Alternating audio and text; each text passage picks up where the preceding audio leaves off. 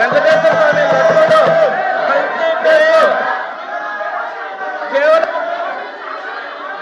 అధ్యక్ష 320 రూపాయల కేజీ నెయ్యిని 320 రూపాయలకి కేజీ నెయ్యి ఇవ్వడం సాధ్యం కాదని, ఒకవేళ ఇస్తే అది కల్తీ నెయ్యి అవుతుందని చెప్పి ప్రజలను రెచ్చగొట్టి ఈ ఇందాపూర్ డైరీకి ఏకంగా 321 రూపాయల నుంచి 658 రూపాయలకి పెంచి కోట్ల రూపాయల నెయ్యి కాంట్రాక్ట్ ని ఇందాపూర్ అలియాస్ హెరిటేజ్ యూనిట్ కు కట్టబెట్టిన ఆర్థిక కుంభకోణం ఈ ప్రభుత్వంలోనే జరిగింది అధ్యక్ష.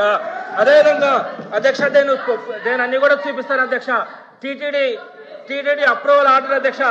ఈ ఇందాపూర్ డైరీకి ఏకంగా 321 రూపాయల నుంచి 658 రూపాయలకి పెంచిచ్చినటువంటి ఈ ప్రభుత్వ హయాంలో 658 రూపాయలకి పెంచిచ్చినటువంటి అప్రూవల్ ఆర్డర్ అధ్యక్ష.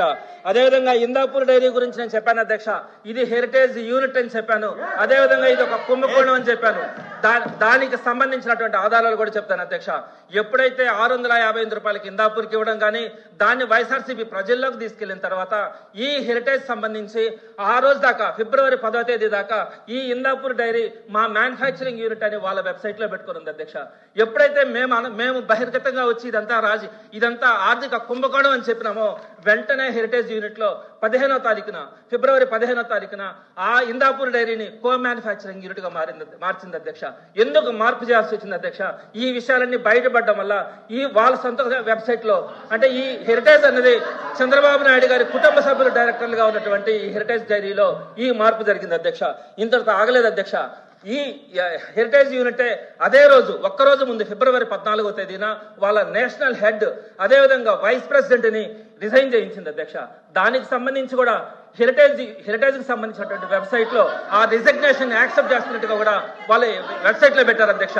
ఒకే రోజు ఈ కుంభకోణం ఎప్పుడైతే బయటపడిందో, ఇందాపూర్ ని ముందు పెట్టుకొని హెరిటేజ్ చేసినటువంటి కుట్ర ఎప్పుడైతే బయటపడిందో ఒకే రోజు అటు ఇందాపూర్ ని కో మ్యానుఫ్యాక్చరింగ్ యూనిట్ గా మార్చడం కానీ వీళ్ళ వైస్ ప్రెసిడెంట్ చేత రిజిగ్నేషన్ చేయించడం కానీ జరిగింది అధ్యక్ష.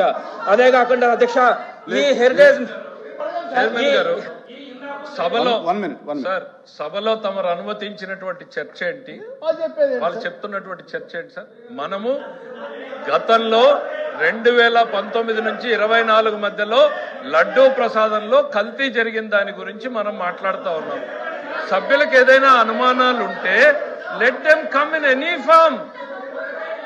అసలు సంబంధం లేనటువంటి సంస్థల్ని హెరిటేజ్ ని ఇంగోర్ని తీసుకొచ్చి ఈ రోజుకు విషయాన్ని మాట్లాడి తమరు అనుమతించడం సరికాదు.